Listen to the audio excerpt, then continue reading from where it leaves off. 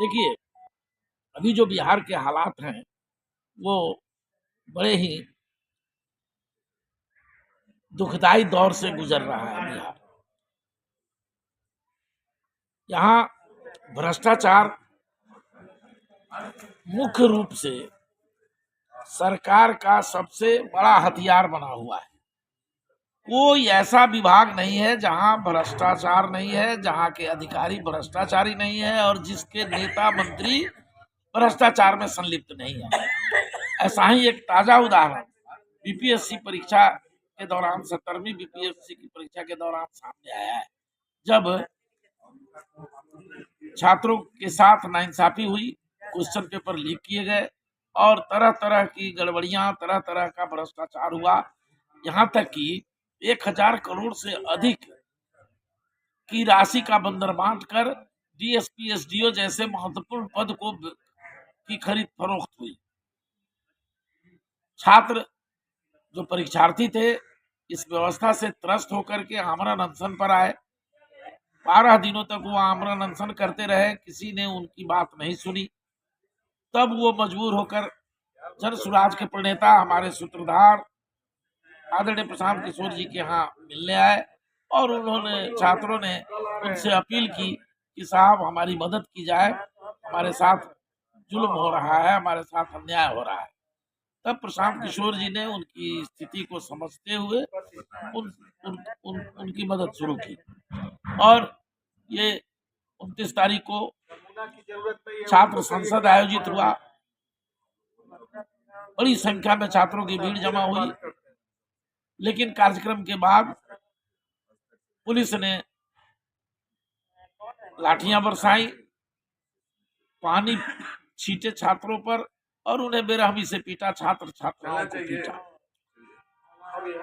उसके बाद आदरणीय प्रशांत किशोर जी आमरण अनशन की घोषणा कर दी और वो 2 जनवरी से आमरण अनशन पर बैठ गए। आपको मालूम है उसके 6ठे दिन पुलिस ने तांडव किया, अंग्रेजी हुकूमत की यादें तरोताजा की और आदरणीय प्रशांत किशोर जी को 3 बजे भोर में, 3:30 बजे भोर में, जब वो गहरी नींद में सोए हुए थे और उनके समर्थक वहाँ जो हमारे लोग बड़ी संख्या में धरना पर सोए हुए थे, धरना स्थल पर, उन तमाम लोगों को पुलिस ने गिरफ्तार किया, पकड़ा और हमारे नेता प्रशांत किशोर जी की तो जान मारने की साजिश रची गई और उन्हें ले जाया गया सीधे एम्स में। एम्स से उनको घुमाता रहा, चारों तरफ टहलाता रहा, उनको इंजेक्शन देने के लिए दबाव दिया गया। इन्होंने कोई इंजेक्शन नहीं लिया और अंततः न्यायालय में लाया गया, जहां न्यायालय में इन्हें बिना शर्त जमानत दी गई और दोबारा महात्मा गांधी ने जिस तरह से 18 अप्रैल 1917 को अनुमंडल कोर्ट मोतिहारी में सत्याग्रह किया था और सत्य की जीत हुई थी, ठीक दूसरी तरह ये दूसरी घटना इतिहास में हुई है कि जब सशर्त बेल दिया जा रहा था तो आदरणीय प्रशांत किशोर जी ने न्यायालय से सत्याग्रह की और इन्होंने गुहार लगाई कि साहब गांधी जी और गांधी जी की मूर्ति पर धरना देना हमारा फंडामेंटल राइट है, इसको अतिक्रमित न किया जाए। तो न्यायालय ने स्वीकार किया और इन्हें बिना शर्त रिहाई कर दी।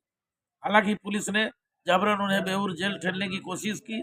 बेऊर जेल पहुंचने के बाद जमानत का कागज गया और प्रशांत किशोर जी को छोड़ दिया गया। फिर तबीयत उनकी खराब हो गई है, वो मेदांता में आईसीयू में रहे हैं। अभी मेदांता अस्पताल में उनका इलाज चल रहा है। और ये जो प्रशांत किशोर जी ने जिस निर्भीकता का परिचय दिया है, जिस तरह से गांधी जी के सिद्धांत पर चलकर उन्होंने आमरण अनशन का संकल्प लिया है, ये बिहार के राजनीतिक इतिहास की पहली और बड़ी घटना है और निश्चित रूप से इस अनशन का दूरगामी परिणाम आएगा और बिहार के नौजवान छात्र आंदोलित हो रहे हैं, आंदोलित होंगे और ये तख्ता पलट होगा।